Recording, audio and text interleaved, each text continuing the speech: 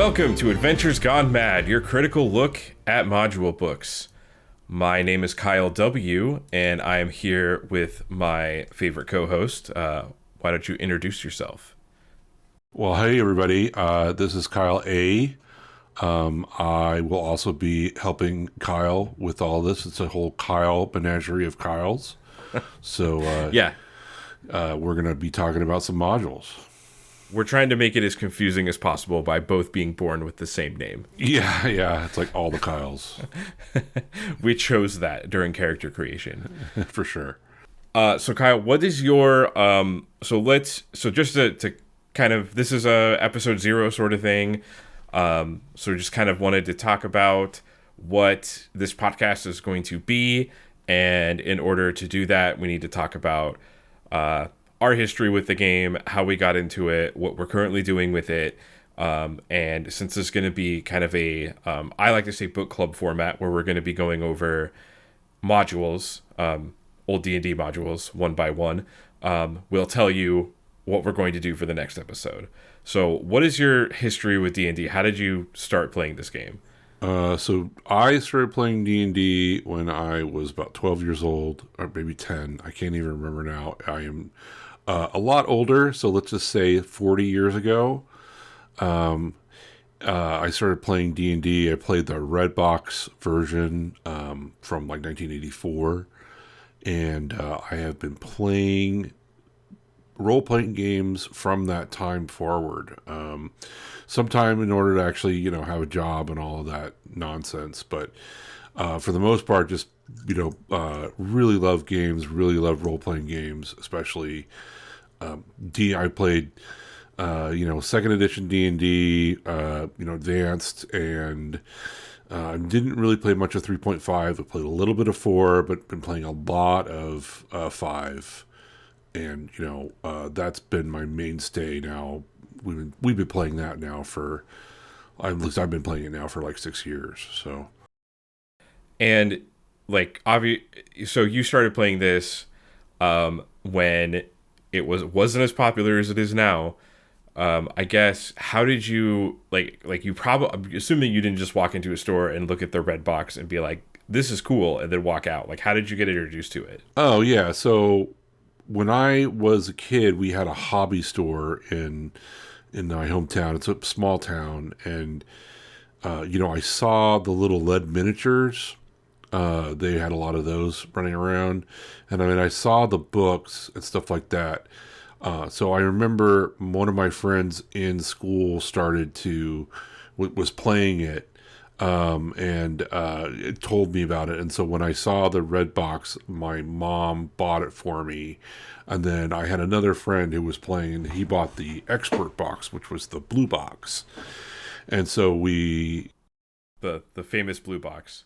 Yep, the infamous blue box. And we read both of those, and we played a little bit together, not very much, but I remember playing, making characters for that and being all excited. And then I finally got to play my other friends that were actually playing. They were playing advanced D&D, so I had to change my character out to make him an advanced D&D character. Mm-hmm. And they proceeded to pretty much kill all my characters because I don't know why they hated me so much, but they did, and most of my characters sort of died terrible deaths. Yeah, it felt like, at least reading through some of the older modules, and I'm sure we'll get into this more later, but it did feel like some of those were more like a horror, like what we would call a horror game now, where your character is expected to die. Yeah, it was all based on miniature combat in the beginning, so your miniatures really just don't last a long time. But obviously things evolved, and we wanted to keep our characters for more than a couple of sessions. So yeah, if you want to do a fun experiment now, take a character from Redbox or from one of the early modules, and just make it fight a level 1 like lizard man. Yeah. And see how that goes, because it's probably going to be you get hit for 6 damage and die instantly. Right, because you only have 2 hit points, so don't get hit.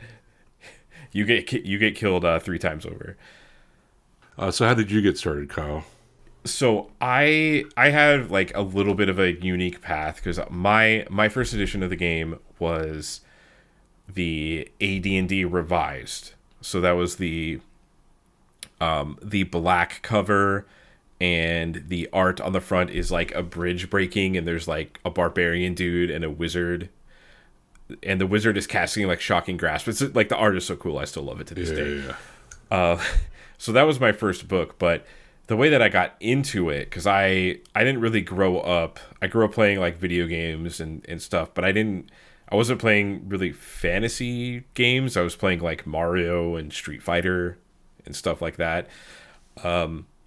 When I was 10, my cousin got me into Magic the Gathering, and I got really into that game, and it just like something about the aesthetic of the fantasy stuff in it, like all the elves and orcs and like monsters, and fighting against people with swords and stuff like that, really appealed to me. And I started reading. At the time, this was like, I mean, the internet had still existed, but like most normal people didn't use it, especially not 10-year-old me at the time. But I started just absorbing everything because at the time you had to read magazines to get information, right? So I started reading Inquest magazine and Scry magazine. And Scry was more about Magic itself, but Inquest, they talked a lot about like D&D and other card games, and I would just read these stories about what D&D was like, and it just seemed like the coolest game. So I didn't actually get anyone to get me into it. It was InQuest magazine, and then Nice. I got my parents to buy me the revised AD&D Player's Handbook, and I read it, and I just sat in my room making characters because that's all. I didn't have anyone to play with, so I just figured out how to make characters and just kept doing that over and over again. Yeah. I mean, it was fun to think about like how you're gonna, what is this character gonna be like, and what do they do, and you know, just that whole experience is pretty unique. Now it's ubiquitous, right? Like you play a video game, you see it all the time. But Oh yeah, now you can just listen to a podcast of someone playing or go on YouTube and watch someone play. But I didn't even know, like, there's an example of play in the AD&D revised book where it's written kind of like a play, and it has everyone giving each other exposition that you wouldn't normally do in a game. So yeah, yeah, right. the DM is like, I would like you to roll your Thaco to hit this thing. Your Thaco is a 5, so you need to roll blah blah blah. Yeah, yeah, yeah. Like no one, someone would just say, roll some dice. Is it above this? Yeah, exactly. So I just made my characters, and then eventually I met some kids at school that played, and we played this horrible amalgamation of AD&D where people would tell me things, and I would just assume it was in the book or in a book somewhere, and that's how you played. And it was just like that collectively into this giant ball of like, although it was technically D&D, if you were really into the rules of AD&D and you listened to us play, you would have probably hated it because we were just looking for excuse to roll dice. Yeah, I mean, we were 10 and 12-year-olds trying to learn this fairly complex game that no one really understood. A lot of people had their parents to sort of show them. I didn't have my parents to show me that, like how it all sort of worked. So you just sort of had to figure it out on your own. So yeah, I remember there being a lot of rules that just don't exist, and we just sort of like, I think that's how that rule works. Yeah, and I got into like role playing games, so I got into like the Final Fantasy games and like there was a giant explosion of like 32-bit era RPGs around that time, and I was playing those, and I was using those as like the model for the game. So I would in those games they don't have an exact giant world map like D&D did. It was a abstracted version of that, so it would have like a few towns that are supposed to represent like giant cities, right? And I would always, my towns always had like 3 people in them because that's how those RPGs worked, right? There was the person manning the inn, the person that was the blacksmith, and that's it. So my games were basically just like me trying to replay my Super Nintendo RPGs and my PlayStation RPGs. Nice. Yeah, I didn't. I had a really good group of people in high school that I played with quite a bit, and we didn't really play much D&D. So like when I got to high school, we played mostly. We were playing a lot of Man to Man and GURPS. We were playing a lot of like Delta Force and like Paranoia and Starfleet Battles and all sorts of stuff like that. And then when I got to college, and I already knew how GURPS worked. The GURPS was sort of the what everyone was using in my like group, and D&D became the sort of secondary thing that we played every once in a while. Like we would create characters or something, and or we had like a side D&D game, but the main games were usually in GURPS. My roommate in college he spent an entire year of his life. He didn't really play much D&D, just creating maps of the fake world that he came up with. Shout out to Paul. It was crazy. He just created that whole thing. Also, shout out to the Humboldt County Gamers Guild in the early '90s. Every Friday night we would go there and play role playing games from like probably 5 p.m. until I don't know 2 or 3 in the morning. That's cool. I can't, as an adult now, I can't imagine. I used to have we used to have like 12-hour D&D sessions, and right. I just can't imagine doing that now. Like I don't even know how I would pass out. It was so crazy. We would go and play until midnight. So from like say 5 p.m. to midnight, our main like kind of GURPS game, one of the GURPS games, and then we would come to someone's apartment and we would play BattleTech. We were playing BattleTech from like, I don't know, 1 in the morning until like 6 in the morning. And then, and we're all just like literally just falling asleep and then, going home and just not passing out and not getting up until noon. Yeah, I can't imagine doing that. No. Too old for that stuff. Yeah, I played, so we played a lot of AD&D, and then in high school, I kind of stopped playing. I didn't stop playing role-playing games, but I got like really into World of Darkness because that was blowing up at the time I was in high school. And, I looked at that game and I was like, cool, I can play D&D, or I can play The Matrix and have a trench coat and a katana and an Uzi. I'm going to play the trench coat katana game for a while. And so I played a lot of World of Darkness, and I started collecting the books, and I didn't really play that much D&D. Like around that time, 3.5 I think is my 3.5 is like my least played version of the game. Yeah. And not because I don't like it or anything. It's just because like that time in my life I was playing other games. Yeah, me too. I didn't really play much in role playing games actually when I got out of college and started. I did some, but not a lot. And World of Darkness, I remember that whole like there was this whole sort of switch to instead of having a very more like a narrative focused game rather than having all of the bells and whistles and like the meaty sort of crunchy sort of systems, and having something that was a little bit more narrative focused. And I always thought that was what was the strength of those World of Darkness games, even now. Yeah, and it was the way that it really pulled me in is that how they publish books, because AD&D they did, there was like the player's guide, and then there's like a guide for each of the classes, but for some reason, like also being into comic books, the part like the meta plot for what was happening in the World of Darkness being tied into the books, and then you would read the books and you'd be like, oh, these vampires, like I think the followers of Set are really cool, and then you would be like, oh, there's a book about the followers of Set that I could go buy. Yeah.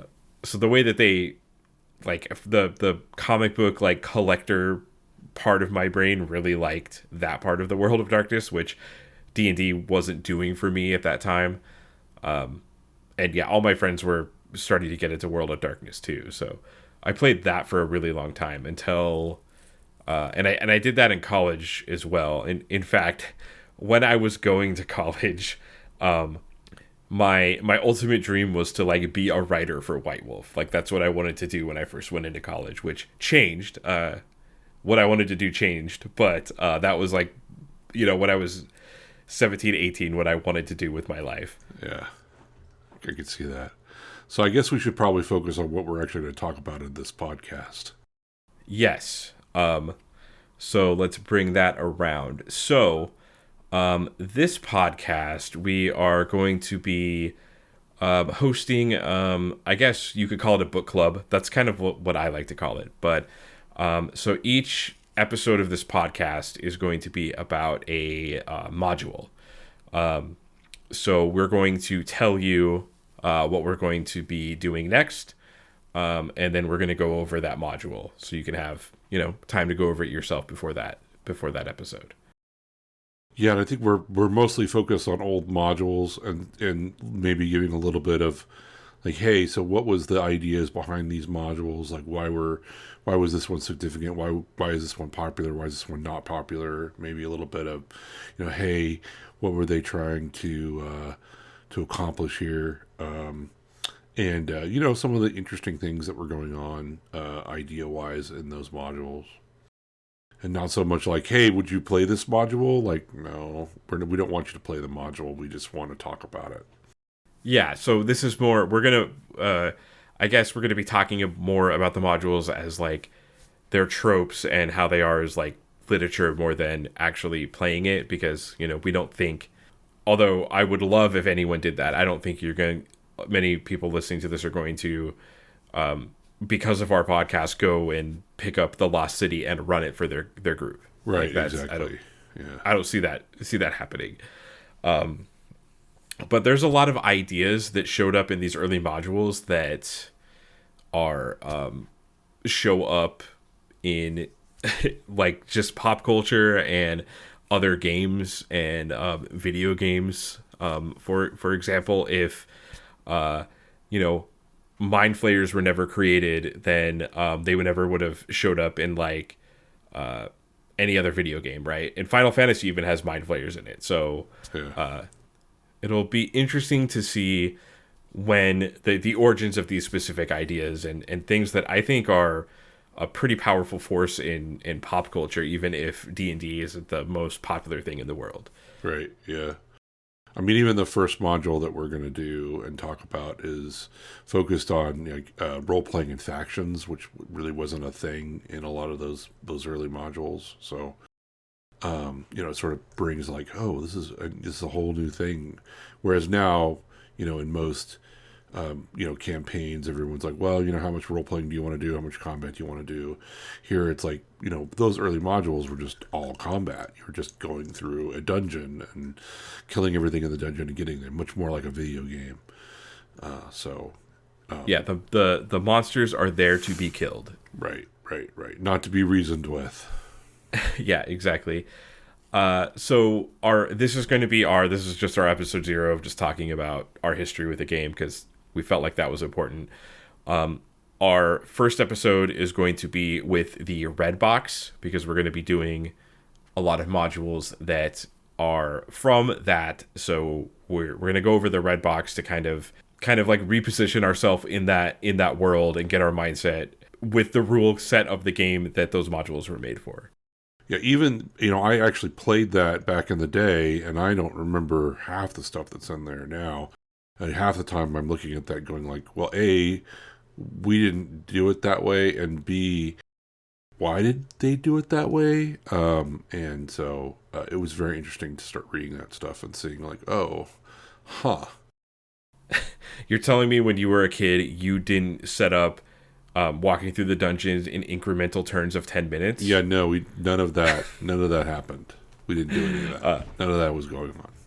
It's going to be interesting to see what ideas carried forward in the editions of the games and what ideas were left in the red box. Yeah.